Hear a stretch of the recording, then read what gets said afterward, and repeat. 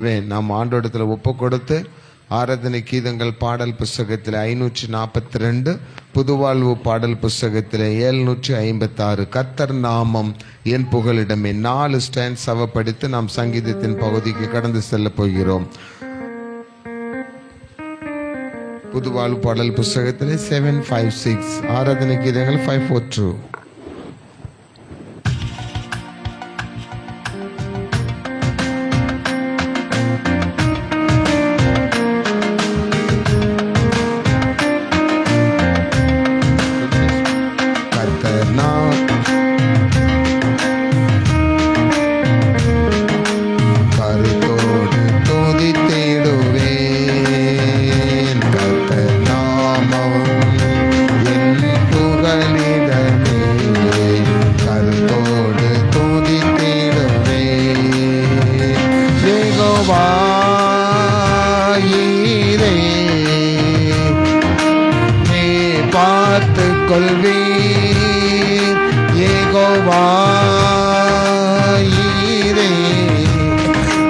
எல்லாமே பார்த்து கொள்வே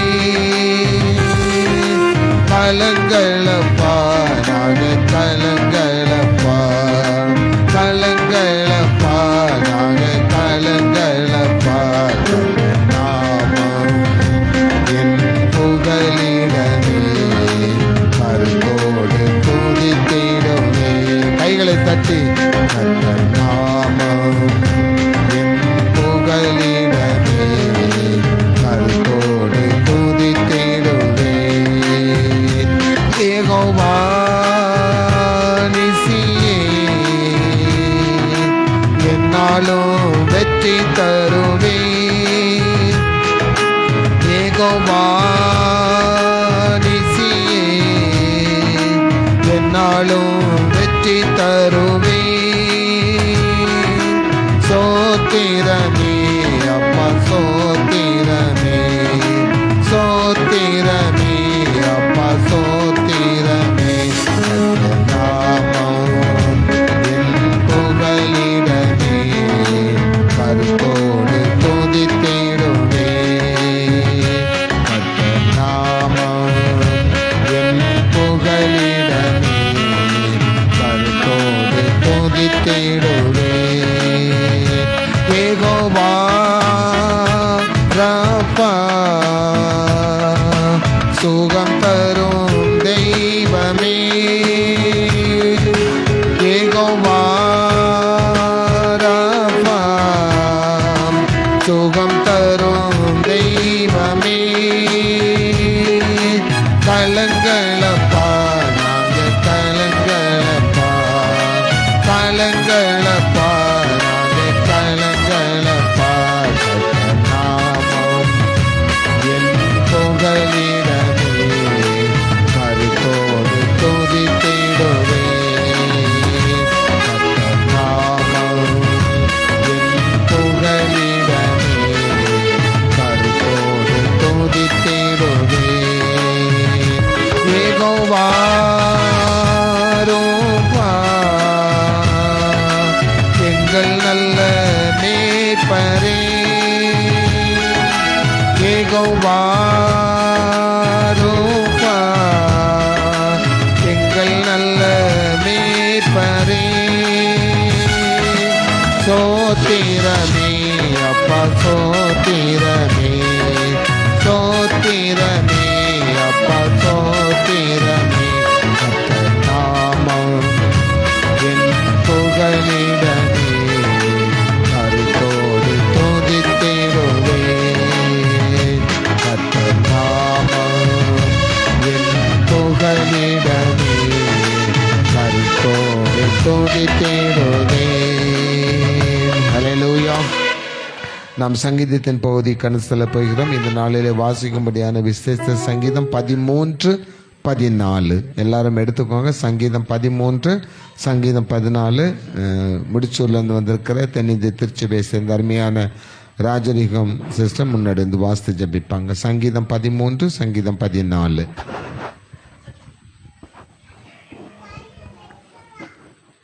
வாசிக்க தெரிந்து கொள்ளப்பட்ட சங்கீத பகுதி சங்கீதம் 13, 14. கர்த்தாவே, எதுவரைக்கும் என்னை மறந்திருப்பீர்? எதுவரைக்கும் உம்முடைய முகத்தை எனக்கு மறைப்பீர்? என் இருதயத்திலே சஞ்சலத்தை நித்தம் நித்தம் வைத்து எதுவரைக்கும் என் ஆத்மாவிலே ஆலோசனை பண்ணி கொண்டிருப்பேன்? எதுவரைக்கும் என் சத்துரு என்மேல் தன்னை உயர்த்துவான்? என் தேவனாகிய கர்த்தாவே, நீர் நோக்கி பார்த்து எனக்கு செவி கொடுத்தரும். நான் மரண நித்திரை அடையாதபடிக்கு என் கண்களை தெளிவாக்கும். அவனை மேற்கொண்டேன் என்று என் பகைஞ்சன் சொல்லாத படிக்கும்.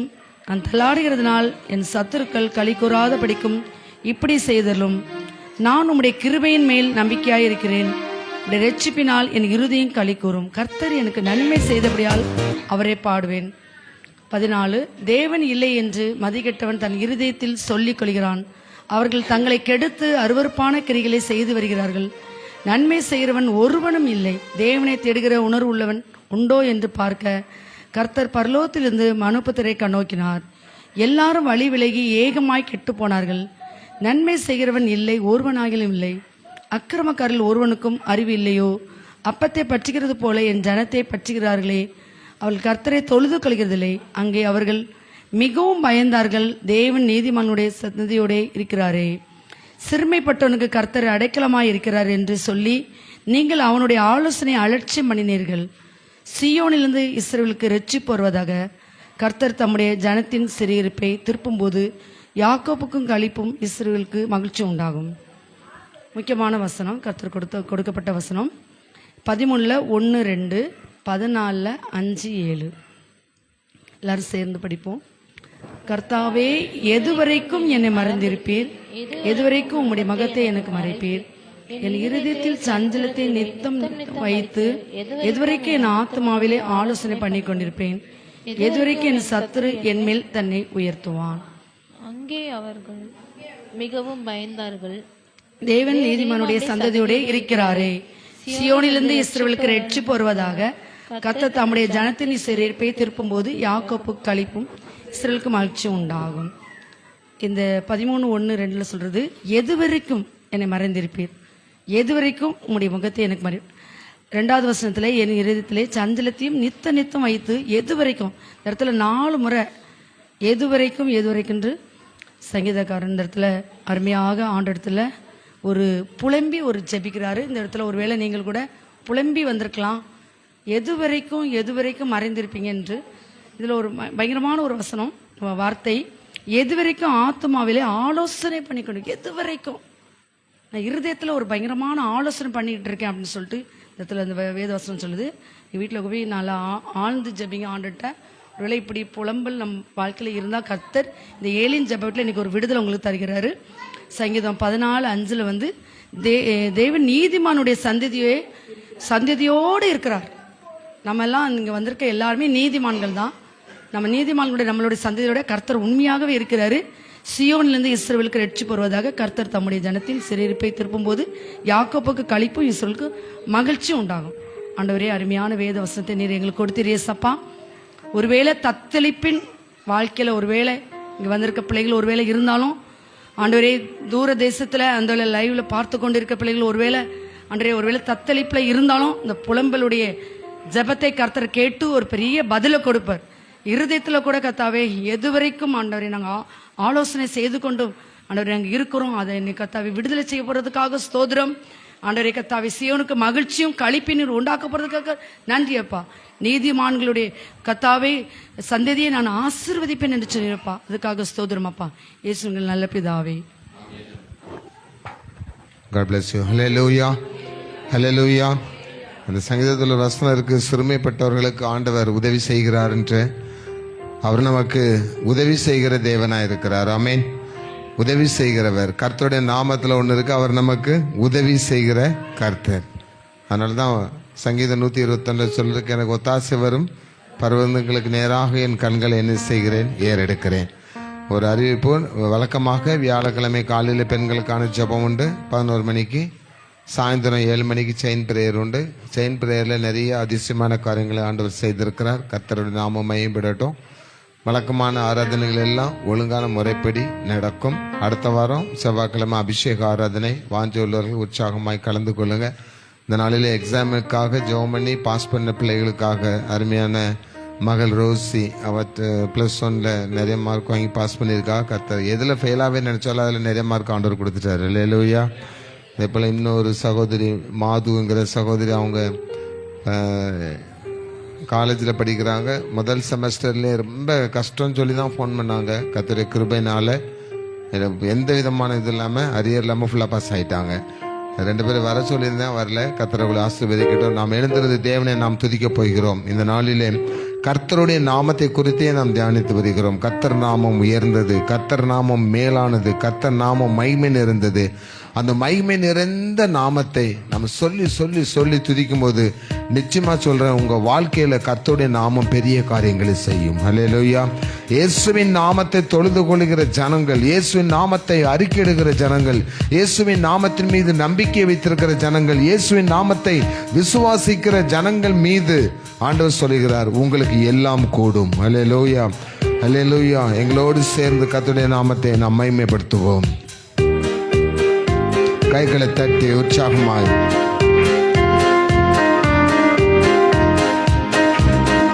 தேனினி மயிலும் இயேசுவின் நாமம் திவ்ய மதுரமாமே.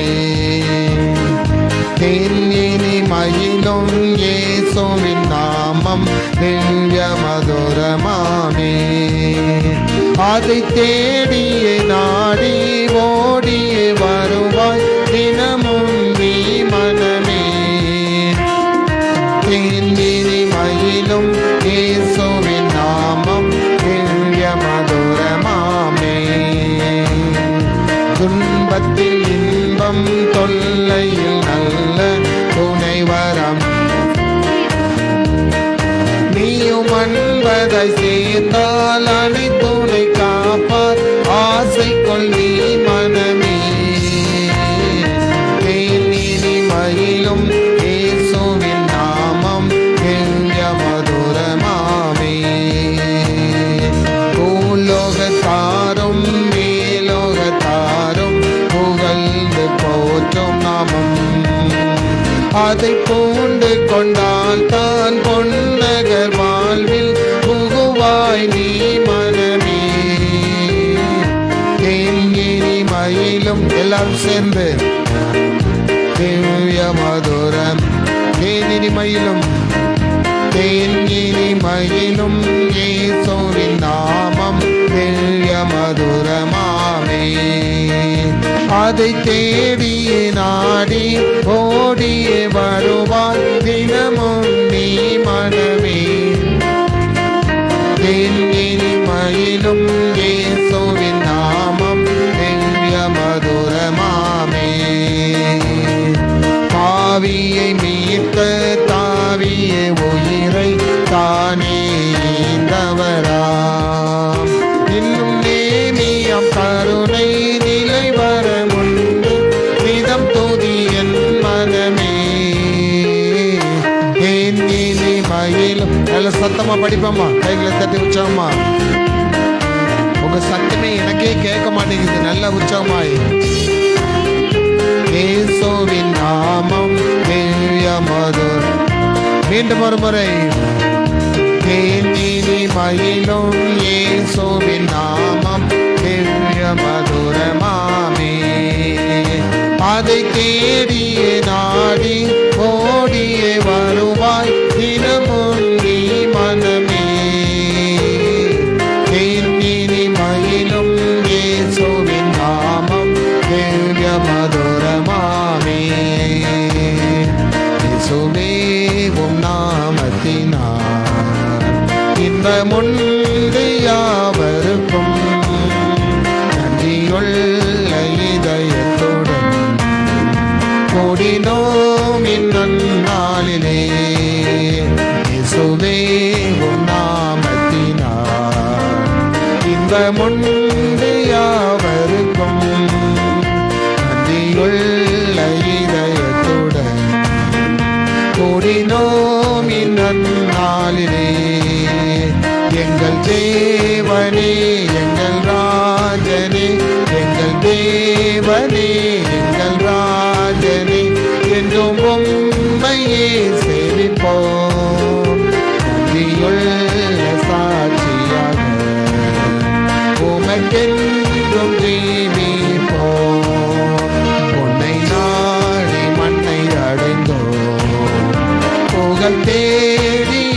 சுற்றம் கொண்டோம். விஜயம் இயேசுவின் தரிசனம். எங்கள் தேவனே எங்கள் ராஜனே, எங்கள் தேவனே எங்கள் ராஜனே, என்றும் உம்மையே செவிப்போம். நன்றியுள்ள சாட்சியாக உமக்கென்றும் ஜீவிப்போம். எங்கள் தேவனே எங்கள் ராஜனே, எங்கள் தேவனே எங்கள் ராஜனே, என்றும் உம்மையே செவிப்போம். நன்றியுள்ள சாட்சியாக உமக்கென்றும் ஜீவிப்போம். இயேசுவின் நாமம் இனிதான நாமம், இணையில்லா நாமம், இந்த நாமம் எங்கள் இயேசு. இயேசுவின் நாமம் எவ்வளவு இனிதான நாமம், அது இணையில்லாத நாமம். ஆரம்பத்தில் படித்தது போல நமக்கு விரோதமாக இருக்கிற சாத்தானின் கிரியைகளை, நமக்கு விரோதமாக இருக்கிற பிசாசின் போராட்டங்களை, நமக்கு விரோதமாக இருக்கிற வியாதிகளை, உன் குடும்பத்தில் இருக்கிற சமாதான குறைவுகளை, உன் குடும்பத்தில் இருக்கிற சந்தோஷ குறைவுகளை, உன் சரீரத்தில் இருக்கிற குறைவுகளை, உங்கள் பிள்ளைகள் வாழ்க்கையில் இருக்கிற குறைவுகளை, உங்கள் மகன் வாழ்க்கையில் இருக்கிற குறைவை, உங்கள் மகள் வாழ்க்கையில் இருக்கிற குறைவை, உங்கள் கணவர் உங்கள் மனைவி வாழ்க்கையில் இருக்கிற சரீர குறைவுகளை இயேசுவின் நாமத்தினாலே, இயேசுவின் நாமத்தினாலே நாம் ஜெயிக்கிற நேரம் இது. நான் ஜெயிக்கிற நேரம் இது. யாருக்கெல்லாம் அந்த நம்பிக்கை இருக்கு, நான் ஜெயிக்க போகிறேன், நான் வியாதிகளை மேற்கொள்ள போகிறேன், கஷ்டங்களை மேற்கொள்ள போகிறேன், துன்பங்களை மேற்கொள்ள போகிறேன், பாடுகளை மேற்கொள்ள போகிறேன், இயேசுவின் நாமத்தினால், இயேசுவின் நாமத்தினால், இயேசுவின் நாமத்தினால். உன் படிப்பு உனக்கு உதவாது, உன் பணம் உனக்கு உதவாது, உன் செல்வம் உனக்கு உதவாது, உன் சரீர பலன் உனக்கு உதவாது. அதை வச்சு ஒண்ணுமே செய்ய முடியாது. எல்லாருமே சகோதரனே, இயேசுவின் நாமம் தரிக்கப்பட்டிருந்தால், இயேசுவின் நாமம் தரிக்கப்பட்டிருந்தால், இயேசுவின் நாமத்தை கொண்டவர்கள் துதிக்கும் பொழுது, தேவனை துதிக்கும் பொழுது, ஆண்டவரை துதிக்கும் பொழுது, துதிகன மகிமையெல்லாம் அவருக்கு செலுத்தும் பொழுது, இன்னைக்கு உங்க கட்டுகள் உடையும். அல்லேலூயா. இன்னைக்கு உங்களுக்கான வாசல்கள் திறக்கும். இன்னைக்கு உங்க பிள்ளைகளுக்கு வாசல்கள், ஆசீர்வாத வாசல் திறக்கும். உங்க பிள்ளைகள் படிப்புக்கு ஒரு ஆசீர்வாதமான வாசல் திறக்கும். உங்கள் குடும்ப வாழ்க்கையில் ஒரு ஆசீர்வாதமான வாசல் திறக்கும். யாரை துதிக்கும் போது? இயேசு நாமத்தை துதித்து அவருடைய நாமத்தை மகிமைப்படுத்தும் பொழுது உற்சாகமாய் ஒரு 4 லைன் நாம் படிக்க போகிறோம். படித்து செய்திக்காக கடந்து செல்ல போகிறோம்.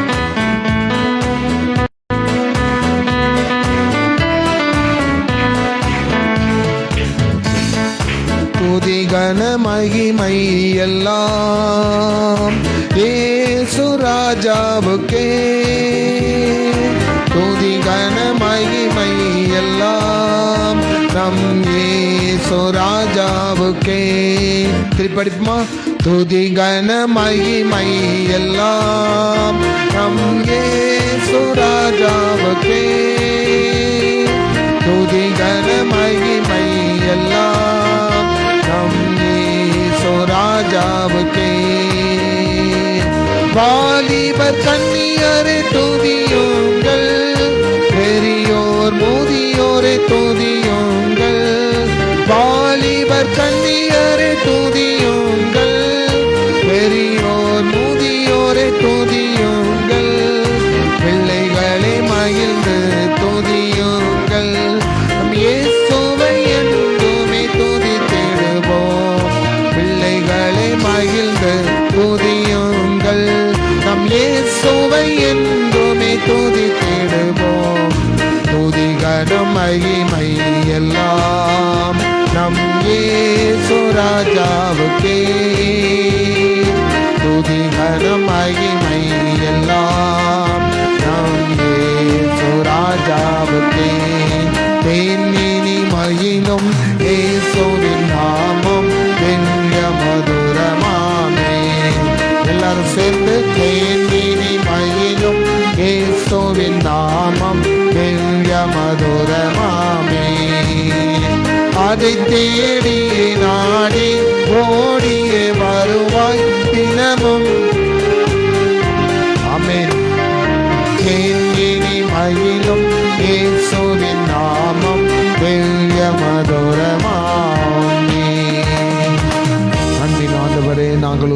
நன்றியோடு துதிக்கிறோம் அப்பா. துதிகன மகிமையாகவும் உமக்கே செலுத்துகிறோம். செய்தியின் வேலையை கர்த்தர் ஆசீர்வதித்துக் கொடுங்க. நாங்கள் ஒரு மனமாய் இந்த இடத்தில் அமர்ந்திருந்த உடைய வார்த்தையை நாங்கள் கேட்பதற்கு உதவி செய்யுங்க. எங்களை ஒருமுகப்படுத்துங்க. ஒரு மனப்பாட்டின் ஆவியை நீர் எங்களுக்கு தாருங்க. இயேசுவின் நாமத்தில் ஜெபிக்கிறோம் பிதாவே, ஆமேன். தயவுசெய்து உட்கார்வோம். இந்த நாளிலே கர்த்தருடைய செய்தியை அருமையான தனசிலி முன்னாடி வந்து கொடுப்பாங்க.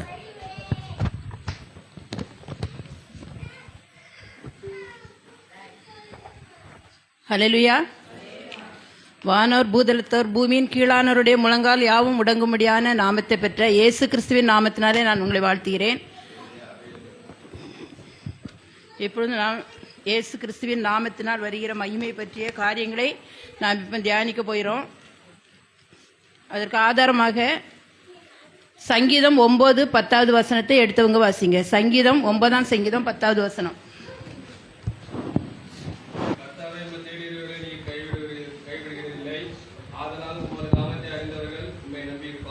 ஹல்லேலூயா.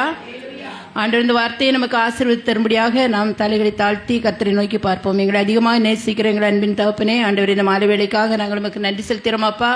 அப்பா, இந்த வேளையிலும் கர்த்தாவே ராஜா, உம்முடைய அதிசயமான நாமத்தை பற்றி நாங்கள் தியானிக்க போகிறோம் கர்த்தாவே. அப்பா, நீர் எங்களோடு பேசும்படியாக அதிசயங்களை ஒவ்வொருடைய வாழ்க்கையிலும் செய்யும்படியாக நாங்கள் ஜெபிக்கிறோம் கர்த்தாவே. துதிகனமை எல்லாம் நமக்கு செலுத்துகிறோம். இயேசு கிறிஸ்துவின் மூலம் ஜெபிக்கிறோம் பிதாவே, ஆமேன். மறுபடியும் அந்த வசனத்தை வாசிங்க. சங்கீதம் 9ஆம் சங்கீதம் 10வது வசனம். ஆதலால் உமது நாமத்தை அறிந்தவர்கள் உம்மை நம்பி இருப்பார்கள். ஹல்லேலூயா. கர்த்தருடைய நாமத்தை அறிந்தவர்கள் கர்த்தரை நம்பி இருப்பார்கள். ஏனென்றால் அவரை தேடுகிறவர்களை நம்முடைய தேவன் ஒருபோதும் கைவிடாத தேவன்.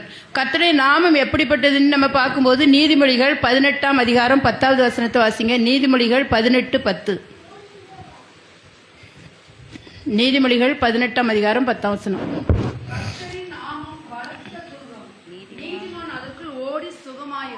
ஹல்லேலூயா. கர்த்தரின் நாமம் எப்படிப்பட்டதான்? பலத்த துருகம். அது நமக்கு ஒரு அடைக்கலமாக, ஒரு கேடயமாக நமக்கு அது இருக்குது. அது ஒரு கோட்டையாக, நமக்கு அது ஒரு பாதுகாப்பாக கர்த்தருடைய நாமம் இருக்கிறது. ஆனால் யார் யாரெல்லாம் கர்த்தருடைய நாமத்தை நாம் அறிந்திருக்கிறோமோ அவர்களுக்கு அது எப்படி இருக்குதான்?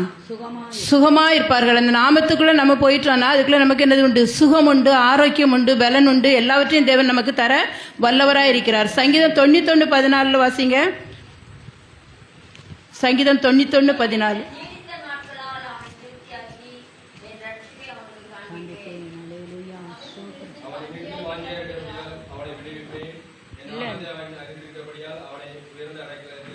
ஹல்லேலூயா. கர்த்தரை நாமத்தை அறிந்தவர்களை கர்த்தர் எங்க வைப்பாராம்? உயர்ந்த அடைக்கலத்துல வைப்பார். இப்ப கழுகை நம்ம எடுத்துட்டோம்னா, கழுகு அது கூடு வந்து மற்ற காக்கா மற்ற குருவிகள் கூடு கட்டுற மாதிரி சின்ன சின்ன மரங்கள்லாம் அது என்ன செய்யாது? கூடு கட்டாது. அதனுடைய கூடு எங்க இருக்கும்? கண்மலையின் மேல அது கட்டும். அப்ப அது ஒரு பாதுகாப்பான ஒரு இடம். ஆண்டவரை அறிந்தவர்களையும் ஆண்டவருடைய நாமத்தை அறிந்தவர்களையும் ஆண்டவர் என்ன செய்யார்? ஒரு பாதுகாப்பாக வைத்து உயர்ந்த அடைக்கலத்தில் அவர்களை வைத்து உயர்த்தி வைக்கிறார். இந்த கழுகு எப்படி கூட்டை வந்து என்ன செய்யுது? கண்மலையின் மேல் உயரத்தில் அது கட்டுது. அதனால எந்த புயல் வந்தாலும் மழை வந்தாலும் அந்த கூட்டுக்கு எந்த சேதமும் இருக்காது. ஆனால் சின்ன சின்ன குருவிகள், காக்கா குருவிகள்லாம் கூடு கட்டும்போது மரத்தில் கட்டுச்சுன்னா புயல் வரும்போது, வெள்ளம் வரும்போது அது என்ன செய்யுது? மரம் உடஞ்சி விழுந்துரும். அப்போ அந்த கூடம் என்ன செய்யுது? அழிந்து போயிடுது. ஆனால் கண்மலையின் மேல் கூடு கட்டின அந்த கழுகின் கூடு எப்படி இருக்குது? உறுதியாக அசையாமல் இருக்குது. அதே மாதிரி எவ்வளோ மழை வந்தாலும் புயல் அடித்தாலும் கழுகு என்ன செய்யாது? பயப்படாமல் அது என்ன செய்யும்? மேல் நோக்கி பறந்து கொண்டே இருக்கும். ஏன்னா அது கீழே வந்து என்ன செய்யாது? இறை தேடி மட்டும், இறை கிடைக்கும் போது மட்டும்தான் அந்த இறையை பாய்ந்து என்ன செய்யுது? பிடிக்கிறதே ஒழிய மற்றபடி அது கீழே என்ன செய்யாது? வராது.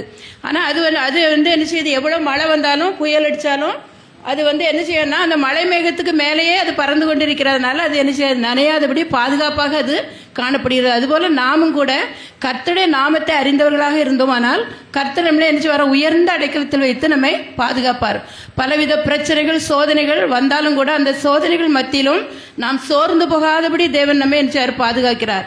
கர்த்தருக்கு நிறைய நாமங்கள் இருக்கு. இப்போ ஒருத்தரை எடுத்தோம்னா ஒவ்வொருத்தருக்கும் ஒரு சிலருக்கு 2 பேர் 3 பேர் கூட என்ன செய்வாங்க? வைப்பாங்க. நாமம்னா பெயர்னு அர்த்தம்.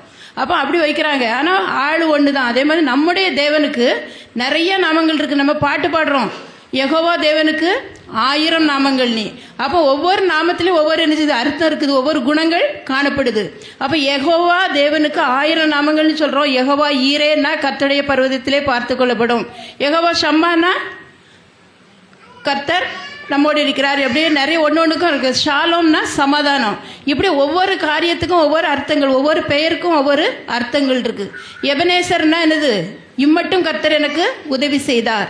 இம்மானுவேல்னா எப்பொழுதும் கர்த்தர் நம்மோடு இருக்கிற தேவன். இப்படி நிறைய எல்ஷடாய் சர்வ வல்லவர். இப்படி நம்முடைய தேவன் ஒருவர் தான். ஆனால் அவருக்கு என்னது இருக்குது? பல நாமங்கள் கொடுக்கப்பட்டிருக்கு. அந்த நாமத்துக்கு ஒவ்வொன்றுக்கும் ஒவ்வொரு பேர். ஏசாயா 9:6 சொல்லப்பட்டிருக்குது, நமக்கு ஒரு பாலகன் பிறந்தார், நமக்கு ஒரு குமாரன் கொடுக்கப்பட்டார், அவர் நாமம் அதிசயமானவர், ஆலோசனை கர்த்தர், வல்லமையுள்ள தேவன், நித்திய பிதா, சமாதான பிரபு. அப்போ அதிலே ஒரு 5 நாமங்கள் அந்த ஒரு வசனத்தில் கொடுக்கப்பட்டிருக்கு. ஆலோசனை கர்த்தர். நம்ம ஆலோசனை நமக்கு தேவைப்படும் போது என்ன செய்வோம்? மற்றவர்கள்ட்ட, மனிதர்கள்ட்ட போய் நம்ம ஆலோசனை கேட்குறோம். ஆனால் நம்முடைய தேவன் ஆலோசனை கர்த்தர். நமக்கு அவர் என்ன செய்கிறார்? அவரிடத்தில் கேட்கும்போது ஒவ்வொரு காரியத்திலும் நமக்கு தேவையான ஆலோசனைகளை அவர் தருகிறார். அவரை நாம் தேடும்போது நம்முடைய வாழ்க்கையில் நடைபெற முடியாத காரியங்களில் கூட அதிசயத்தை செய்து அதை நடைபெற வைக்கிறார். ஏன்னா அவர் வல்லமையுள்ள தேவன். எல்லாவற்றையும் செய்வதற்கு அவருக்கு வல்லமை இருக்கிறது. அதனால அவர் எல்லாவற்றையும் நமக்காக என்ன செய்வார்? செய்து முடிக்க வல்லவர். நித்திய பிதானா எப்போதும் அவர் என்ன செய்கிறார்? இருக்கிறாரு. எப்பொழுதும் அவர் நம்மோடு இருக்கிறார். நாம் அவரை தேடினால் அவர் நம்மோடு எப்போதும் இருக்கிறார். நித்தியமா அவர் அரசாட்சி செய்கிற தேவன். சமாதான பிரபு. நம்முடைய வாழ்க்கையில நமக்கு அவர் சமாதானம் கொடுக்கிற தேவனா இருக்கிறார். சமாதானங்கிறது எல்லாருடைய வாழ்க்கையிலும் பணம் இருக்கலாம், பட்டங்கள் இருக்கலாம், பதவிகள் இருக்கலாம், எல்லாம் இருந்தாலும், பொருள் இருக்கலாம், காரு பங்களா எல்லாம் இருந்தாலும் சமாதானம் இல்லாத குடும்பங்கள் நிறைய இருக்கிறாங்க. ஆனால் நம்முடைய தேவன் நமக்கு அப்படிப்பட்ட வாழ்க்கை வசதிகள் இல்லாட்டும் கூட நமக்கு உள்ளத்தில் ஒரு சமாதானத்தை தேவன் நமக்கு தருகிறார். ஏனென்றால் அவர் சமாதான பிரபு. நம்முடைய வாழ்க்கையிலும் அவர் சமாதானத்தை தருகிறார். இயேசு கிறிஸ்து கூட அதான் சொன்னார், என்னுடைய சமாதானத்தை நான் உங்களுக்கு தருகிறேன். உலகம் கொடுக்கிற சமாதானம் இல்லை, என்னுடைய சமாதானத்தை யாருமே செய்ய முடியாது, எடுக்க முடியாது. இந்த கஷ்டம் வந்தாலும் நஷ்டம் வந்தாலும் சமாதானத்தை உங்களை விட்டு எடுக்க முடியாதுன்னு தேவன் நமக்கு வாக்கு பண்ணியிருக்கிறார். அப்போ இப்படிப்பட்ட தேவன் நம்மோடு இருந்தார்னா நம்ம என்ன செய்ய வேண்டியதில் அசைக்கப்பட மாட்டோம். தேவன் அவருடைய நாமத்தை அறிந்த நாம் அவருக்குள்ள நம்ம இருக்கும்போது எந்த ஒரு சோதனைகள் வந்தாலும் நம்ம என்ன செய்ய மாட்டோம், அசைக்கப்படுவது இல்லை. அதனால இந்த கர்த்தருடைய நாமத்தை அறிந்தவர்கள் என்ன செய்றாங்க? வேதத்தில் அநேகரை பற்றி சொல்லியிருக்குது. அவங்க என்னென்ன ஆசீர்வாதங்களை பெற்றுக்கொண்டார்களோ அந்த ஆசீர்வாதங்களை நாம் என்ன செய்யலாம்? பெற்றுக்கொள்ளலாம். அவர்களைப் போல நம்ம கர்த்தரை நம்பி இருந்தால், அவருடைய நாமத்தை நாம் நம்பி இருந்தால் அவர்கள் பெற்றுக்கொண்ட ஆசீர்வாதங்களை, அதிசயங்களை நாம் என்ன செய்ய முடியும்? பெற்றுக்கொள்ள முடியும். 1 சாமுவேல் 17:45 வாசிங்க. 45, 47 வாசிங்க. 45. அதற்கு தாவீது பெலிஸ்தனை நோக்கி, நீ பட்டயத்தோடும் ஈட்டியோடும் கேடகத்தோடும் என்னிடத்தில் வருகிறாய். நானும் நீ நிந்தித்த இஸ்ரவேலுடைய இராணுவங்களின் தேவனாகிய சேனைகளுடைய கர்த்தரின் நாமத்தில் உன்னிடத்தில் வருகிறேன். கர்த்தர் இன்றைய தினம் கர்த்தர் உன்னை என் கையில் ஒப்பு கொடுப்பார். நான் உன்னை கொன்று உன் தலையை உன்னை விட்டு வாங்கி பெலிஸ்தருடைய பாளையத்தின் பிணங்களை இன்றைய தினம் ஆகாய்த்து பறவைகளுக்கும் பூமியின் காட்டு மிருகங்களுக்கும் கொடுப்பேன். அதனால் இஸ்ரவேல் தேவன் ஒருவர் உண்டு என்று பூலோகத்தார் எல்லாரும் அறிவார்கள். இந்த வசனம் நமக்கு எல்லாருக்குமே தெரிஞ்ச ஒரு சம்பவம் தான். கோலியாத் தாவீதுக்கு நடந்த யுத்தம், இஸ்ரவேல் ஜனங்களுக்கும் பெலிஸ்தருக்கும் நடந்த யுத்தம். கோலியாத் பெலிஸ்தருடைய தலைவன். அவன் என்ன செய்யறான்? ஒவ்வொரு நாளும் இஸ்ரவேலின் தேவனையும் இஸ்ரவேல் ஜனங்களையும் நிந்தித்து கொண்டே இருக்கிறான். ஆனா இவனை கோலியாத்துடைய உயரம் என்ன போட்டிருக்குன்னா 6 முழம் 1 ஜாண்டி போட்டிருக்கு. அப்போ அவ்வளவு உயரமான ஒரு மனுஷன் அவன் நின்று என்ன செய்யறான்? இஸ்ரவேலின் ராணுவத்தெல்லாம் ரொம்ப நிந்திக்கிறான், கடவுளை நிந்திக்கிறான். அதனால எல்லாரும் என்ன செய்றாங்க? அவன் வந்த உடனே பயந்து ஓடி ஒளிஞ்சுக்கிட்டாங்க. ராஜாவில இருந்து பெரிய பெரிய யுத்த வீரர்கள் வரைக்கும் எல்லாருமே என்ன செய்றாங்க? அவனை பார்த்த உடனே ஓடி ஒளிஞ்சு கொண்டுறாங்க. ஒவ்வொரு நாளும் அவன் காலையிலயும் மாலையிலயும் வந்து நின்று சொல்றான். அப்போ அப்படி இருக்கும்போது யாருக்கும் என்ன செய்யல? கர்த்தருடைய நாமத்தை அறிந்தவர்கள் அங்கே இல்லை. இருந்தாங்கன்னா என்ன செய்திருக்கலாம்? தேவனை நிந்திக்கிறதுக்கு நீ யாருன்னு சண்டை போட்டிருக்கலாம். ஆனால் யாருமே அங்கே கர்த்தருடைய நாமத்தை உண்மையாக அறிந்து கொண்டவர்கள் இல்லை. ஆனால் அந்த நேரத்தில் தாவீது வர்றான். தாவீது கர்த்தருடைய நாமத்தை அறிந்து கொண்டவன். ஏன்னா அவன் அவனுடைய வேலை என்னது? ஆடு மேய்க்கிற வேலை தான். அவன் அவனுடைய வீட்டில் ரொம்ப ஒரு அற்பமாக எண்ணப்பட்டவன். அவங்க அண்ணன்மாரெலாம் இராணுவத்தில் இருக்காங்க. ஆனால் இவன் எல்லாருக்கும் இளையவே. இவனை என்ன செய்யல? இளைய பிள்ளைகள் மேலே தான் தாய் தப்ப நினைச்சவங்க ரொம்ப பாசமாக இருப்பாங்க. ஆனால் இங்கே என்ன செய்றாங்க? இவனை வெறுத்து இவனை ஆடு மேய்க்கிறதுக்காக காட்டுக்கு அனுப்பிடுறாங்க.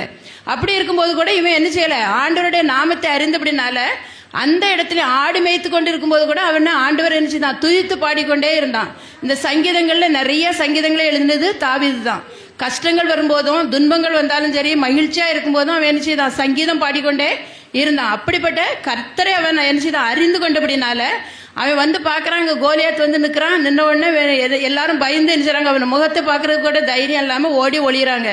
உடனே இவன் பார்த்த உடனே இவனுக்கு ஒரே ஷாக்கருக்கு, என்னடா நம்முடைய தேவன் பெரியவர், அவர் அதிசயமானவர், அற்புதங்களை செய்கிற தேவன் தானே, இவரை நிந்திக்கிறதுக்கு இவன் யாரு அப்படின்னு நினைச்சிட்டு நினைச்சிடறான். நான் போய் அவனை யுத்தத்தில் நான் ஜெயிப்பேன் அப்படின்னு சொன்னோன்னே ராஜாவுக்கு கூட நம்பிக்கை கிடையாது. இருந்தாலும் அவன் சொல்றான், நான் ஆடு மேய்க்கும் போது ஒரு முறை ஒரு கரடி வந்துச்சு, ஒருக்கா சிங்கம் வந்துச்சு, அதெல்லாம் நான் என்ன செய்து அடிச்சு கொண்டுட்டேன், அதை விட அந்த ஆட்டுக்குட்டியை நீ மீட்டு கொண்டேன். அதை மாதிரி அந்த மிருகத்தை மாதிரி தான் இந்த கோலியாத்தும் இருக்கான். ஏன் அவன் ஜீவனுள்ள தேவனை நிந்திக்கிறான். அதனால அவனை நான் என்ன செய்வேன், கொலை செய்திருவேன், அவனை நான் என்ன செய்வேன், முறியடிப்பேன், வெற்றியை பெற்றுக்கொள்வேன். கர்த்தருடைய நாமத்தினால அவன் என்ன சொல்றான். கர்த்தருடைய நாமத்தை அவன் அறிந்திருந்தான். அதுல வந்து என்ன செய்வான், நம்பிக்கையா இருந்தான். கர்த்தர் எனக்கு என்ன செய்வார், வெற்றியை தருவார். அந்த வசனத்துல தான் 46 வசனத்துல சொல்லியிருக்கு, ஆண்டவர் உன்னை என்னுடைய கைகளில் ஒப்பு கொடுப்பார், நான் உன்னை கொன்று உன்னுடைய சரீரத்தை என்ன செய்வேன், ஆகாயத்து பறவைகளுக்கும் காட்டு மிருகங்களுக்கும் கொடுப்பேன். அப்பொழுது பூமியில் உள்ள ஜனங்கள் எல்லாரும் கர்த்தர் தான் உண்மையான தேவன் என்பதை அறிந்து கொள்வார்கள். நீ தைரியமா என்ன சொல்றான். ஏன்னா அவனுக்குள் இருந்த இயேசுவின் நாமத்தை அவன் நினைச்சுதான், நம்புனா, விசுவாசித்தான், அதுல நமக்கு வெற்றி கிடைக்குங்கிற ஒரு நம்பிக்கையோட அவன் இருந்தான். அதே போல அவன் வந்து என்ன செய்யல, இந்த கோலியாத்தை பார்த்தீங்கன்னா அவனுக்கு உச்சில இருந்து உள்ளங்கால் வரை என்னது பாதுகாப்பு கவசங்கள், தலையில தலை சீரா போட்டிருக்கான், கைகள் கால்கள் எல்லாத்துலயுமே நினைச்சிடான் வெண்கல கவசங்களை போட்டிருக்கான், கேடகத்தை பிடிச்சிருக்கான். அதாவது மற்றவங்க யாரும் தன்னை நினைச்சு கூட தாக்கிடக்கூடாதுங்கிறதுக்காக கேடகம் பிடிச்சிருக்கான். இப்படிப்பட்ட ஒரு வசதியோடு அவன் நின்று நினைச்சான், கத்திக்கிட்டு நிற்கிறான்.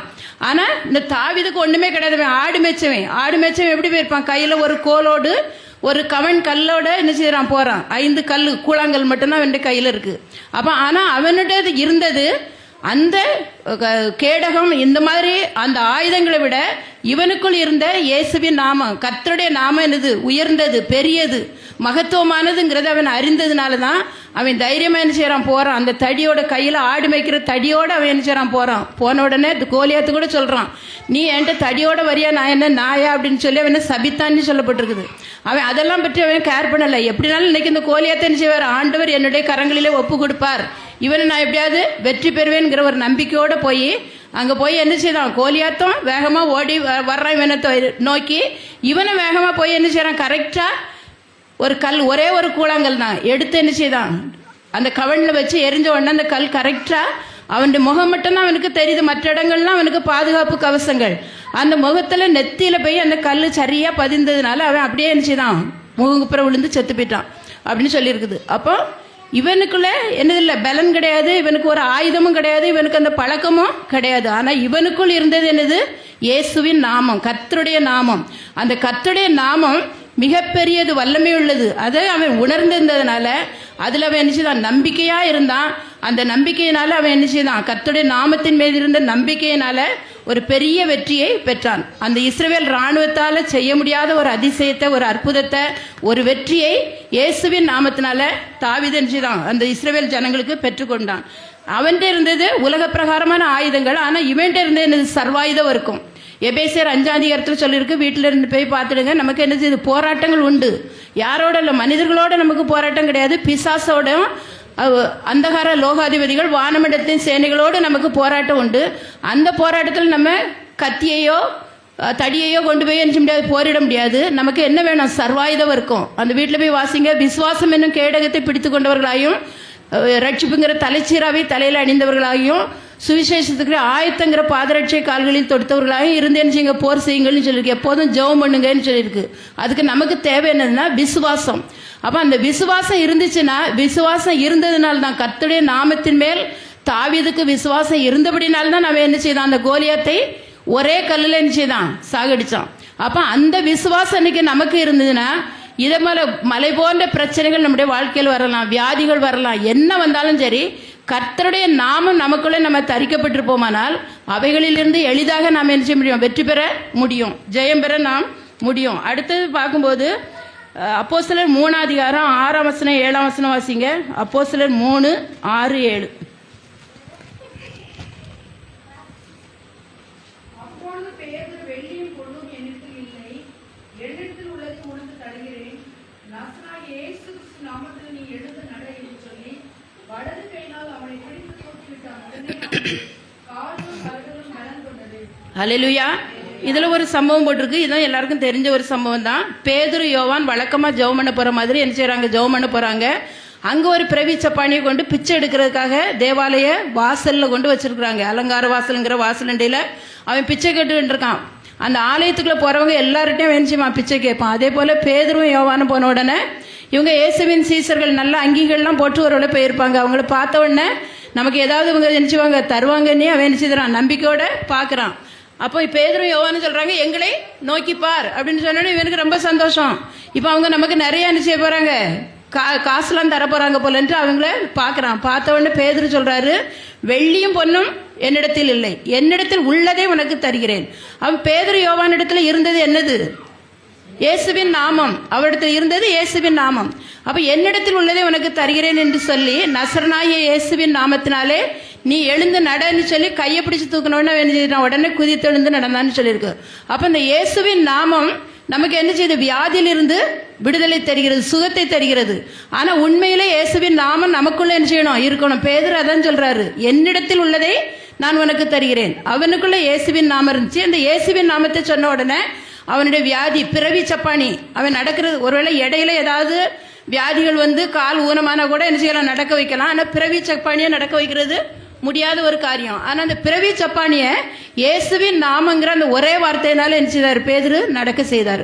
அப்போ அந்த விசுவாசம், அந்த நம்பிக்கை, இயேசு எனக்குள் இருக்கிறார் அப்படிங்கிற ஒரு நம்பிக்கையோடு நம்ம ஜெபிக்கும் போது எப்பேற்பட்ட வியாதியாக இருந்தாலும் நமக்கு என்ன செய்ய, சுகமாகும். அப்போ நம்ம என்ன வியாதியிலிருந்து, நான் என்னையும் சேர்த்தன்னு சொல்கிறேன், வியாதியிலிருந்து குணமாக முடியலன்னா நமக்குள்ள இயேசுவின் நாமம் என்னது இல்லை. நம்ம சொல்கிறோம் இயேசுவின் நாமம் எனக்குள்ள இருக்குது, இயேசுவின் நாமத்தினால நான் இதை செய்கிறேன் அதை செய்கிறேன்னு சொல்கிறோம்.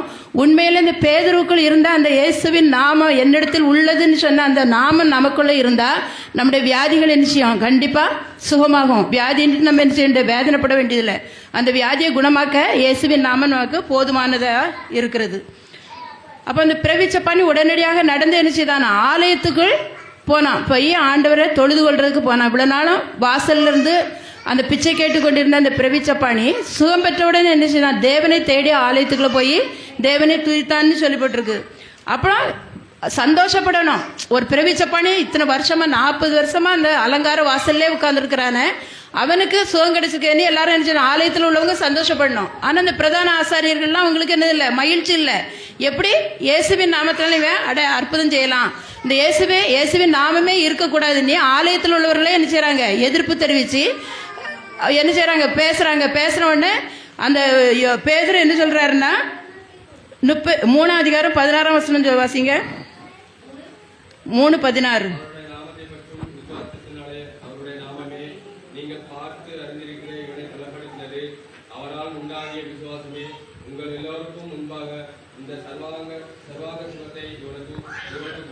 ஹல்லேலூயா. இதில் வந்து பேதுரு சொல்றாரு, இது எங்களுடைய சக்தினால எங்களுடைய பக்தினால் நாங்கள் இது செய்யலை, இயேசுவின் நாமம் தான் அவனுக்கு என்ன இருக்குது, சர்வாங்க சுகத்தை கொடுத்திருக்கிறது. அதாவது பரிபூரணமான ஒரு சுகம். நடக்க முடியாதவே நொண்டி நடந்தால் அது பரிபூரண சர்வாங்க சுகம் கிடையாது. அவன் என்ன குதித்து எழுந்து நடந்த ஆலயத்துக்குள்ள போனான்னு சொல்லிருக்கு. அப்படிப்பட்ட ஒரு சர்வாங்க சுகத்தை அவனுடைய அங்கம் முழுவதும், அவனுடைய சரீரம் முழுவதும் இருந்த எல்லா உறுப்புகளிலும் அவனுக்கு என்ன சுகம் கிடைச்சிச்சு. அப்படிப்பட்ட சுகத்தை எப்படி அவன் பெற்றுக்கொண்டான்னு பேதுரு சொல்றாருன்னா, அவருடைய நாமத்தை பற்றும் விசுவாசத்தினால தான், அவருடைய நாமம் தான் நினைச்சிருக்கு இந்த ஒரு அற்புதத்தை செய்தது என்று சொல்லி தேவனை மகிமைப்படுத்துறாங்க. அதுலேயும் இந்த பிரதான ஆசாரியர்கள் பொறாமைப்பட்டு அவங்கள என்ன செய்றாங்க, சிறையில் அடைக்கிறதுக்காக அவங்க வந்து என்ன செய்றாங்க, முயற்சி பண்ணும்போது பேதுரு சொல்றாரு, தைரியமா இயேசு கிறிஸ்துவின் நாமம் தான் என்ன செய்ய முடியும், உண்மையான நாமம், அவருடைய நாமத்தினால தான் இவனுக்கு என்ன செய்யிருக்கு, சுகம் கிடைச்சிருக்குது. அதனால நீங்க சொல்லி நான் என்ன செய்ய மாட்டேன், ஆண்டவருடைய நாமத்தை நாங்கள் அறிக்கை செய்கிறத விட மாட்டோம், மறுதளிக்க மாட்டோம்னு சொல்லி தைரியமா இருக்காங்க. அந்த ஆலோசனை சங்கத்துக்கு முன்னால தைரியமா இருந்து மனுஷருக்கு கீழ்ப்படுகிறதை பாரிக்கலாம் தேவனுக்கு கீழ்ப்படுகிறது தான் எனது பிரியமானது. அது வந்து மனுஷருக்கு கீழ்ப்படிந்தா அது தேவனுக்கு என்னது இருக்கு, அது பிரியமில்லாத ஒரு காரியம்னு சொல்லி தைரியமா நினைச்சுதாங்க ஆலோசனை சங்கத்தை விட்டு போனாங்கன்னு சொல்லியிருக்கு. அப்போ அதிகாரிகளை கூட எதிர்க்கிற அளவுக்கு அவங்களுக்கு என்ன செய்ச்சு, ஒரு தைரியம் அந்த இயேசுவின் நாமம் கொடுத்துச்சு. முதல்ல மறுதளித்து ஓடி போன பேதுரு தான். ஆனால் இன்னைக்கு இயேசுவின் நாமத்தை அவன் உள்ளத்திலே தரித்திருந்தபடினால, அவன் இயேசுவின் நாமம் அவனுக்குள் இருந்தபடினால அவன் என்ன செய்யறான், தைரியமா சொல்றான், மனுஷருக்கு கீழ்ப்படுகிறதை பார்க்கும் தேவனுக்கு கீழ்ப்படுகிறது தான் பிரியமானது அப்படின்னு சொல்லி தைரியமா சாட்சியாக அந்த இடத்துல தேவனை மகிமைப்படுத்தினான். அப்ப நாம் அவரையே நம்ம நம்பி இருப்போமானால் நம்முடைய வாழ்க்கையிலும் இப்படிப்பட்ட அதிசயங்களை தேவன் செய்வார். அப்ப இப்படி செய்யும் போது நம்ம என்ன செய்யக்கூடாது, நமக்கு எதிர்ப்புகள் வரும். நம்ம ஊழியம் செய்யறோம்னு நமக்கு எதிர்ப்புகள் வரும். ஊழியத்தை நிறுத்துறதுக்காக பிசாசானவன் மனிதர்களை ஏவி விடுவான். ஆனா அதுக்காக நம்ம என்ன செய்யக்கூடாது, பயப்படாம தைரியமா இருந்து நம்ம ஆண்டவருக்காக நம்ம ஜீவிக்கும் போது, சாட்சியாக இருந்து ஜீவிக்கும் போது ஆண்டவர் பெரிய அற்புதங்களை செய்து ஆத்தும அறுவடையை நமக்கு தேவன் தருவார். அப்படிதான் பேதுருவின் பிரசங்கத்தை கேட்டு ஒரு பிரசங்கத்தின் மூலம் என்ன செய்தாங்களாம், 3000 பேர், இன்னொரு பிரசங்கத்தில் 5000 பேர் ரட்சிக்கப்பட்டாங்க. அப்படிப்பட்ட ஒரு அற்புதம் நடந்துச்சுன்னா அவருக்குள்ள இயேசுவின் நாமம் வல்லமையுள்ளதாக இருந்துச்சு. அந்த நாமத்தை குறித்து அவங்க என்ன தைரியமா சாட்சி சொன்னாங்க. என்ன வந்தாலும் பரவாயில்ல, உயிரே போனாலும் கர்த்தருக்காக போகட்டுங்கிற ஒரு நம்பிக்கையில் அவங்க இருந்ததுனால இயேசுவின் நாமத்தினால அவங்களுக்கு என்ன செஞ்சு அநேக ஆத்துமாக்கள் ரட்சிக்கப்பட்டாங்கன்னு பார்க்குறோம். அடுத்தது இயேசுவின் நாமத்தினால நமக்கு என்ன செய்யுது, சுகம் கிடைக்குன்னு பார்த்தோம். இப்போ வந்து வெற்றி கிடைச்சிச்சு. இப்போ வந்து இயேசுவின் நாமத்தினால நமக்கு என்ன செய்யுது, ரட்சிப்பு கிடைக்கிறது. அப்போஸ்தலர் 4:12 வாசிங்க. வேறு ஒருவராலும் ரட்சிப்பு இல்லை. நாம் ரட்சிக்கப்படும்படிக்கு வானத்தின் கீழெங்கும் மனுஷர்களுக்குள்ளே அவருடைய நாமமே அல்லாமல் வேறொரு நாமம் கட்டளையிடப்படவும் இல்லை என்றான். ஹல்லேலூயா.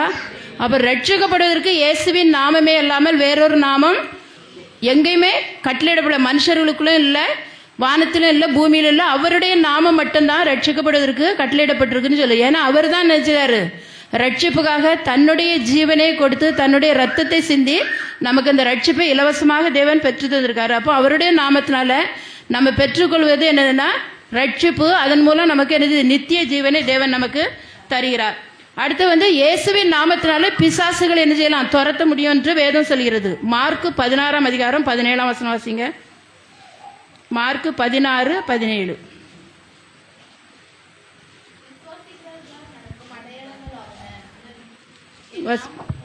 என் நாமத்தினாலே பிசாசுகளை துரத்துவார்கள், நவமான பாஷைகளை பேசுவார்கள். ஹல்லேலூயா.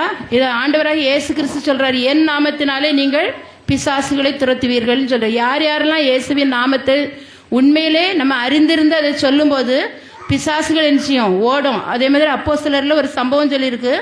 அப்போஸ்தலர் 16:18 வாசிங்க. இப்படி அநேக நாள் செய்து கொண்டு வந்தால் பவுல் சினம் கொண்டு திரும்பி பார்த்து, நீ இவளை விட்டு புறப்படும்படி இயேசு கிறிஸ்துவின் நாமத்தினாலே உனக்கு கட்டளையிடுகிறேன் என்று அந்த ஆவியுடனே சொன்னான். அந்நேரமே அது புறப்பட்டு போயிற்று. ஹல்லேலூயா. இதுலயும் ஒரு சம்பவம் சொல்லப்பட்டிருக்குது.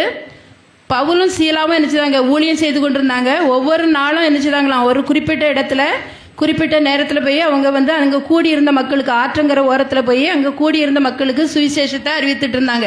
அப்படி அவங்க போகும்போது குறி சொல்கிற ஆவியுடைய ஒரு பெண் ஒவ்வொரு நாளும் எதிர்பட்டு என்ன சொன்ன, பவுலை பார்த்து என்ன சொன்னா, இவர்கள் உன்னதமான தேவனுடைய ஊழியக்காரர், ரட்சிப்பின் வழியை நமக்கு அறிவிக்கிறவர்கள். உண்மைதான், உண்மையான தேவனுடைய ஊழியக்காரர் தான் ரட்சிப்பின் வழியை அறிவிக்கிறவர்கள். அப்போ பிசாசு இதுலேயும் ஒரு என்ன செய்யுது, தந்திரமா சொல்லுது. ஏன்னா பிசாசு தந்திரமா சொல்லும்போது மனிதர்களுக்குள்ள என்ன செய்யும், ஒரு பெருமை வந்துடும். இவர்கள் உன்னதமான தேவனுடைய ஊழியக்காரன்னு குறி சொல்கிறவளே நம்மளை பார்த்து சொல்லிட்டாளே அப்படின்ட்டு சொல்லி அவங்களுக்கு என்ன செய்யும், ஒரு பெருமை வந்துடும். அதனால பேதுரு இவர் பார்க்குறாரு, பவுல் பார்க்குறாரு, இது வந்து என்ன செய்யலை, இது வஞ்சகமாக புகழ்கிற ஒரு பிசாசு செய்கிற ஒரு தந்திரமான காரியம்னு சொல்லி அவர் என்ன செய்யறாருன்னா, இயேசுவின் நாமத்தாலே இவளை விட்டு என்ன செய்ய போன்னு சொன்ன உடனே அந்த பிசாசு உடனே என்ன செய்ச்சு, ஓடி போயிட்டு. அப்போ இதுவரைக்கும் அவளுக்குள்ள இருந்து அநேகருக்கு குறி சொல்லி அவளுடைய எஜமான்களுக்கு ஆதாயத்தை உண்டாக்கின அந்த பெண் இப்போ அந்த வந்து என்ன செய்ய, பிசாசு போன உடனே அவளால் என்ன செய்ய முடியாது, குறி சொல்ல முடியாது. அதனால அந்த அவளுடைய எஜமான்கள் பார்த்து இவங்களுக்கு நிறைய அடியெல்லாம் கொடுத்து அவங்களை என்ன செய்தாங்க, அதிகாரிகள்கிட்ட எடுத்துகிட்டு போய் சிறையில் போட்டாங்க. அது நம்ம எல்லாருக்கும் தெரிந்த சம்பவம் தான். அந்த சிறையில் கூட அவங்க அடிக்கப்பட்டு சிறையில் போட்ட உடனே அவங்க அங்கே என்ன செய்தாங்க, ஜெபம் பண்ணி துதித்து பாடினார்கள். ஏன்னா இயேசுவின் நாமம் அவர்களுக்குள்ள இருந்தபடினால எவ்வளவு அடி உத கஷ்டங்கள் துன்பங்கள் வந்த போதிலும் அவர்கள் இயேசுவின் நாமத்தை விடாமல் அவங்க என்ன செய்தாங்க, மகிமைப்படுத்தி கொண்டிருந்தபடினால அந்த சிறைச்சாலையின் அஸ்திபாரங்கள்லாம் என்ன செய்ச்சு, அசைந்தது. எல்லாருடைய கட்டுகளும் என்ன செய்ச்சு, கலந்து போனதுன்னு சொல்லப்பட்டிருக்குது. அதன் மூலமாக அந்த சிறைச்சாலை தலைவனே என்ன செய்தான், ரட்சிக்கப்பட்டான்னு சொல்லப்பட்டிருக்குது. அப்போ இயேசுவின் நாமம் இவ்வளவு வல்லமையான ஒரு நாமம். அந்த நாமத்தை அறிந்த நாம் அவரையே நாம் நம்பி இருக்கணும். ஒருவேளை நம்முடைய ஏதாவது ஒரு காரியத்துக்காக இயேசுவின் நாமத்தினால நம்ம ஜெபிக்கிறோம், அது நமக்கு நடக்கலைன்னு உடனே நம்ம என்ன செய்கிறோம், சோர்ந்து போய் பின்வாங்கி போறவர்களாக காணப்படுகிறோம். ஆனால் அப்படி நம்ம இல்லாமல் தேவன் உண்மையுள்ளவர், அவர் சொன்னதை நம்ம எனக்கு நிறைவேற்றுவார். இந்த நாமம் வல்லமையுள்ள நாமம், இவர் அதிசயமானவர், நம்முடைய வாழ்க்கையிலும் அதிசயத்தை செய்வார் அப்படின்னு சொல்லி அவர் வல்லமையானவர். அவருடைய வல்லமைக்காக நம்ம காத்திருக்கும் போது தேவன் நிச்சயமாக நம்ம ஒவ்வொருடைய வாழ்க்கையிலும் இருக்கிற கஷ்டங்களை துயரங்களை மாற்றி தேவன் நமக்கு நன்மை செய்ய அவர் வல்லவராக இருக்கிறார். ஆனால் இந்த பிசாசு என்ன செய்ச்சு, ஒரே வார்த்தை தான், இயேசுவின் நாமத்தினாலே இவளை விட்டு போன உடனே அந்த அசுத்தாவி உடனே புறப்பட்டு போச்சு. ஆனால் இப்போ நமக்குள்ள அந்த வல்லமையான நாமம், அதே நாமத்தை தான் இப்போ நம்ம என்ன செய்கிறோம், ஆராதித்து கொண்டிருக்கிறோம். அந்த நாமம் தரிக்கப்பட்டவர்கள் தான் நம்ம சொல்கிறோம். ஆனால் ஒரு பிசாசு துரத்துறதுக்கு அநேக நேரங்களில் ஊழியக்காரர்கள் என்ன செய்கிறாங்க, பாடுபடுறாங்க. என்ன செய்ய வேண்டியிருக்கு, பிசாசிட்ட நம்ம பேச வேண்டியதே இல்லை. இயேசுவின் நாமத்தை, இயேசுவின் நாமம் நமக்குள்ளே இருந்தால் ஒரு வார்த்தை சொன்னோன்னே பிசாசு என்ன செய்யறோம், அலறி அடித்து ஓடி போயிடும். ஆனால் என்ன செய்கிறாங்க, பிசாசிட்ட பேசி நீ எங்கேருந்து வந்தா, எப்படி வந்தா, எப்போ வந்தா, நீ யாரு அப்படின்னு பிசாசிட்ட என்ன செய்கிறோம், வரலாறுகளை கேட்டு அதுக்கிட்ட என்ன செய்யறோம், போராடி கொண்டு இருக்கிறோம். அப்படி நம்ம போராட வேண்டிய அவசியமே இல்லை. தேவனுடைய நாமம், இயேசு கிறிஸ்துவின் நாமம் நமக்குள்ள இருந்துச்சுன்னா, நமக்குள்ள நாமம் தரிக்கப்பட்டிருந்துச்சுன்னா நிச்சயமாக ஒரு வார்த்தை சொன்னோன்னே பிசாசு என்ன செய்யும், அலறி அடித்து ஓடும். அப்படிதான் பைபிளில் சொல்லியிருக்குது. நாமும் அதே மாதிரி இருந்தோன்னா நம்முடைய வாழ்க்கையில் அந்த அற்புதங்களை நாம் செய்ய முடியும், பிசாசுகளையும் துரத்த முடியும். ஆனால் சில நேரங்களில் என்ன செய்கிறோம், வல்லமையுள்ள தேவன், அவர் நாமும் அதிசயமான தேவன் தான். அந்த அதிசயமான நாமத்தை அறிந்த நாமும் கூட சில நேரங்களில் பிரச்சனைகள் வரும்போது என்ன செய்கிறோம், சோர்ந்து போய் பின்வாங்கி போயிடும். ஆனால் பின்வாங்கி போனால் தேவன் அதை என்ன செய்யறதில்லை, விரும்புகிறதில்லை. அப்படி பின்வாங்கி போனால் அநேக பாடுகள் தான் நமக்கு வறுமை ஒழிய ஆசீர்வாதத்தை நம்ம பெற்றுக்கொள்ளவே முடியாது. இயேசு கிறிஸ்துவை நம்ம வழிபடுறோம், நம்ம வாழ்க்கையில் நிறைய கஷ்டங்களை அனுபவிக்கிறோம். அதனால இந்த இயேசு நமக்கு ஏன் வேண்டியதில்லைன்னு சொல்லி அநேகர் என்ன செய்கிறாங்க, பின்வாங்கி போகிறாங்க. ஆனால் அவங்களுடைய வாழ்க்கையில் இந்த எந்த ஒரு ஆசீர்வாதத்தையும் அவர்கள் பெற்றுக்கொள்ள முடியாது. எசேக்கியேல்ல தான் சொல்லியிருக்குது. அப்படி ஆண்டவரை விட்டு பின்வாங்கி போகும்போது அவர் என்ன செய்வாராம், சிறையிருப்புகள் அவர்களை ஒப்பு கொடுப்பாருன்னு சொல்லியிருக்குது. அப்போ பல சிறையிருப்புகள், ஆண்டவரை விட்டு நம்ம பின்வாங்கி போனோன்னா நம்முடைய வாழ்க்கையில் அநேக சிறையிருப்புகள் வரும். வியாதி வரலாம், வறுமை வரலாம், மற்ற பிரச்சனைகள், போராட்டங்கள் நமக்குள்ள வரும். ஆனால் அதுலேயும் நம்ம மனம் திரும்பி ஆண்டவரை நாம் ஏற்றுக்கொள்ளும் போது அவருடைய பரிசுத்த நாமத்துக்காக அவர் எப்படி இருப்பாராம், வைராக்கியம் உள்ளவராக இருப்பார்னு எசேக்கியேல் சொல்லியிருக்குது. எசேக்கியேல் 39:26 வாசிங்க. எசேக்கியேல் 39:26. அவர்கள் தங்கள் அவமானத்தையும் பயப்படுத்துவார் இல்லாமல் தாங்கள் சுகமாய் தங்கள் தேசத்தில் குடியிருக்கும் போது எனக்கு விரோதமாய் தாங்கள் செய்த எல்லா துரோகத்தையும் சுமந்து தீர்த்த பின்பு நான் யாக்கோபின் சிறையிருப்பை திருப்பி இஸ்ரவேல் வம்சம் அனைத்துக்கும் இறங்கி என் பரிசுத்த நாமத்துக்காக வைராக்கியமாய் இருப்பேன். அப்போ ஆண்டவரை விட்டு மறுதலித்து போய் மறுபடியும் அவரை தேடும்போது அவர் என்ன செய்றாராம், அவருடைய பரிசுத்த நாமத்துக்காக வைராக்கியமாக இருந்து நம்முடைய சிறையிருப்பை திருப்பி முன்னிருந்தது போல நம்ம மறுபடியும் என்ன செய்கிறாரு, கட்டுவிப்பேன்னே ஆண்டவருடைய வேதவசனம் சொல்லி. அதுக்கு முன்னால் உள்ள வசனங்களை பார்த்தோன்னா நம்ம எப்படி அந்த இஸ்ரவேல் ஜனங்கள் பாவம் செய்ததுனால எப்படி புறஜாதிகளுக்குள்ளே அவங்க துரத்தப்பட்டு அடிமைகளாக மாறி போனாங்க, அதில் அவங்க பல நிந்தைகளையும் பாடுகளையும் அனுபவிச்சாங்க. அதுக்கு பிறகு அவங்க மனம் திரும்பும்போது தேவன் அவருடைய பரிசுத்த நாமத்துக்காக வைராக்கியமாக இருந்து அவர்களுடைய சிறையிருப்பை திருப்பி அவர்களுக்கு என்ன செய்தார், நன்மை செய்தார்னு சொல்லியிருக்குது. அப்போ இதே மாதிரி நம்ம வாழ்க்கையிலும் கூட நம்முடைய வாழ்க்கையில் நிறைவேறாத காரியங்கள், நம்முடைய குடும்பத்தில் இருக்க கஷ்டத்தின் நிமித்தமாக நம்ம சோர்ந்து போய் மறுதளிக்கிறவர்களாக, ஆண்டவரை குறை கூறுகிறவர்களாக நம்ம காணப்பட்டோம்னா இன்னைக்கு நம்ம நாமே ஒப்பு கொடுத்து அவருடைய வல்லமையுள்ள நாமத்தை நாம் அறிந்திருந்தோமானால் நிச்சயமாகவே தேவன் நமக்கு உதவி செய்வார். நம்முடைய வாழ்க்கையிலும் தேவன் அற்புதங்களை செய்வார். இந்த ஒரு வசனம் மட்டும் வாசிங்க. யோவான் 1:12 வாசிங்க. யோவான் 1:12. அவருடைய நாமத்தின் மேல் விசுவாசம் உள்ளவர்களாய் அவரை ஏற்றுக்கொண்டவர்கள் எத்தனை பேர்களோ அத்தனை பேர்களும் தேவனுடைய பிள்ளைகள் ஆகும்படி அவர்களுக்கு அதிகாரம் கொடுத்தார். தேவனுடைய நாமத்தின் மேல் விசுவாசம் உள்ளவர்களாய் அவரை ஏற்றுக்கொண்டவர்கள் எத்தனை பேர்களோ அத்தனை பேர்களும் தேவனுடைய பிள்ளைகளாகும்படி அவர்களுக்கு அதிகாரம் கொடுத்திருக்கிறார். அப்போ இது ஒரு பெரிய ஆசீர்வாதமான ஒரு காரியம். அவருடைய நாமத்தை அறிந்த நாம் அவரது மேல் விசுவாசித்து அவரை நாம் ஏற்றுக்கொள்ளும் போது மாத்திரம்தான் அவருடைய பிள்ளைகளாக நம்ம மாற முடியும். எல்லாருமே இயேசு கிறிஸ்துனா வல்லமையானவர், நல்ல அற்புதங்களை செய்கிறாருன்னு இயேசுவை அறியாத புறமத மக்கள் கூட என்ன செய்கிறாங்க, சொல்கிறாங்க. அவங்களுக்கு வியாதி வரும்போது அல்ல ஏதாவது கஷ்டங்கள் வரும்போது அவங்க எங்கெங்கெல்லாமோ பார்த்துட்டு மந்திர தந்திரங்களெல்லாம் பார்த்துட்டு கடைசியில் என்ன செய்கிறாங்க, இயேசுகிட்ட வந்தால் நமக்கு சுகம் கிடைக்கும்னு வர்றவங்க நிறைய பேர் இருக்கிறாங்க. அவங்க இயேசுவின் நாமத்தை என்ன செய்கிறாங்க, அறிந்திருக்கிறாங்க. ஆனால் அவரை ஏற்றுக்கொள்வதற்கு மனசு இல்லை. உடனே சுகம் கிடைச்ச உடனே நினைச்சிருவாங்க ஆண்டவரை விட்டு போயிடுவாங்க, சுகம் கிடைக்கலனாலும் போயிடுவாங்க. அப்போ அவருடைய பிள்ளைகளாக அவர்கள் மாற முடியாது. அவரை விசுவாசித்து ஏற்றுக்கொண்டால் மட்டும்தான் அவருடைய பிள்ளைகளாக நம்ம மாற முடியும். அப்போ அவருடைய பிள்ளைகளாக நம்ம மாற்றப்பட்டோம்னா, நாம் அவருடைய பிள்ளைகளாக நம்ம மாறிவிட்டோம்னா தேவன் நமக்கு கொடுக்கிற ஆசீர்வாதம். பிள்ளைகளுக்கு வந்து என்ன செய்வோம், ஒரு தகப்பனுக்கு நிறைய ஆஸ்தி இருக்குது, சொத்து இருக்குது, வீடு இருக்குது, பணம் இருக்குன்னா இந்த சொத்து ஆஸ்திகள் எல்லாம் யாருக்கு கொடுப்பாங்க? பிள்ளைகளுக்கு தான் கொடுப்பாங்க. அடுத்த வீட்டு பிள்ளைக்கு கொடுக்க மாட்டாங்க, தன்னுடைய பிள்ளைகளுக்கு தான் கொடுப்பாங்க. அதேமாதிரி நாம் ஆண்டவருடைய பிள்ளைகளாக அவரை ஏற்றுக்கொண்டவர்களாக நம்முடைய உள்ளத்திலே அவருக்கு இடம் கொடுத்து அவரை நம் உள்ளத்திலே நாம் ஏற்றுக்கொண்டோமானால் நாம் அவருடைய பிள்ளைகளாக மாறிவிடுகிறோம். அவர் நமக்கு தகப்பனாக இருக்கிறார்.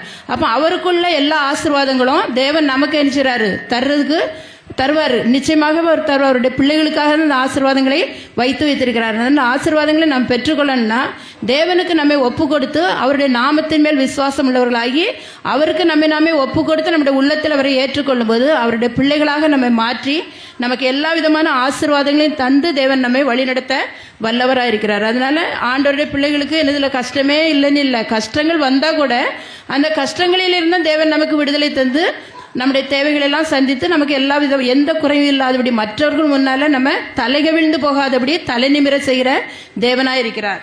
அப்படிப்பட்ட தேவனை நாம் என்ன செய்யணும், அவருடைய நாமத்தை நாம் பற்றி அறிந்து கொண்டிருக்கிற நாம் அவரை என்ன செய்யணும்னா விட்டு விடாதபடி அவரையே நம்ம நம்பி இருக்கணும். நமக்கு கிடைக்குதோ கிடைக்கலையோ, யோபு சொன்னார், கர்த்தருடைய கையிலே நன்மை பெற்ற நான் தீமை பெற வேண்டாமான்னு. அதிலே அவர் நம்பிக்கையோட உறுதியோடு இருந்ததுனால ரெட்டிப்பான ஆசீர்வாதங்களை பெற்றுக்கொண்டார்.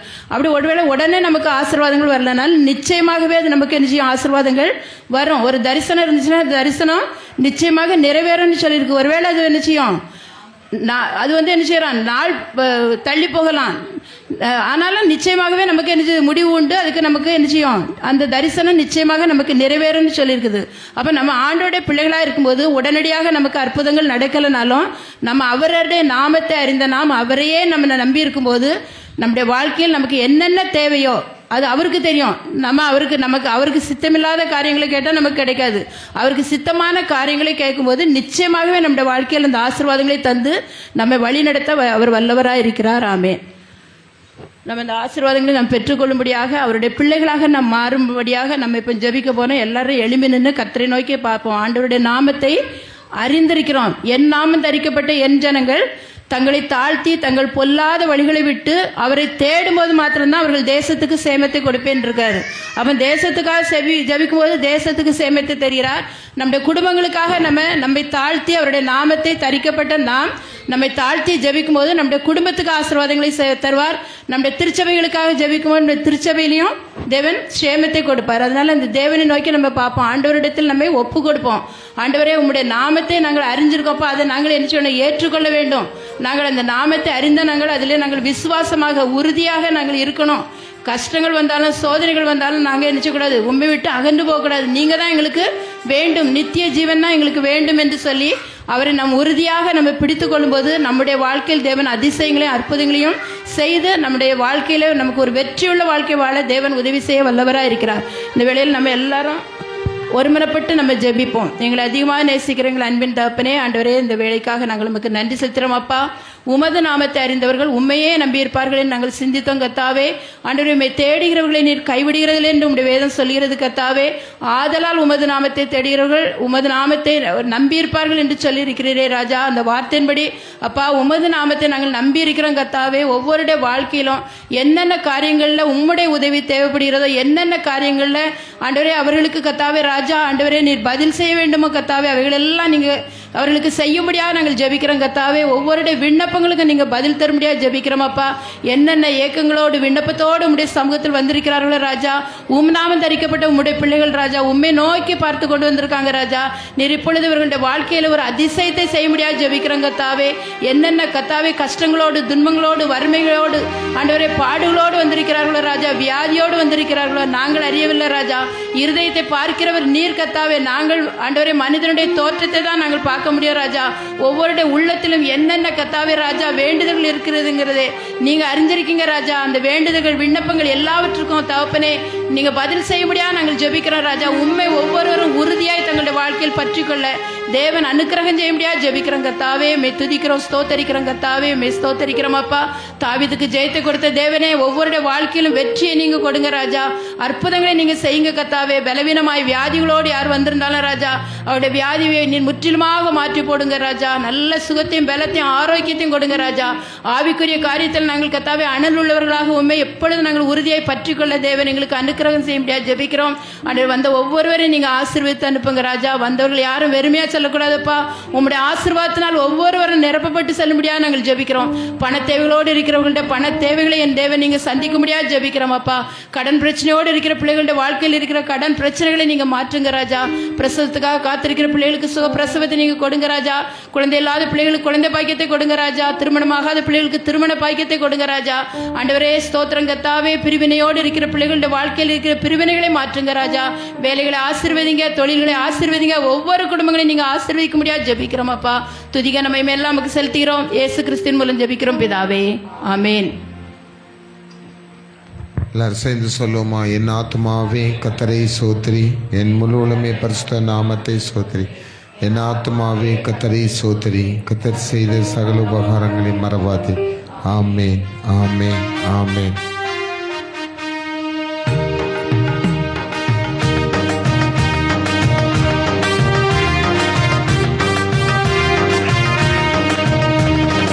சந்தோஷமாயிருங்க, எப்பொழுதும் சந்தோஷமாயிருங்க.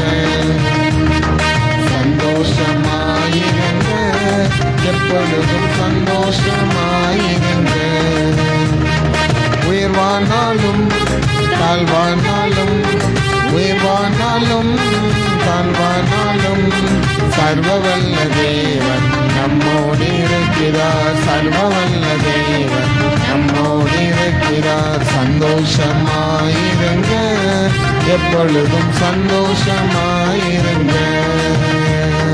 சந்தோஷமாயிருங்க, எப்பொழுதும் சந்தோஷமாயிருங்க. அல்லேலூயா. கர்த்தர் உங்களை ஆசீர்வதிப்பாராக.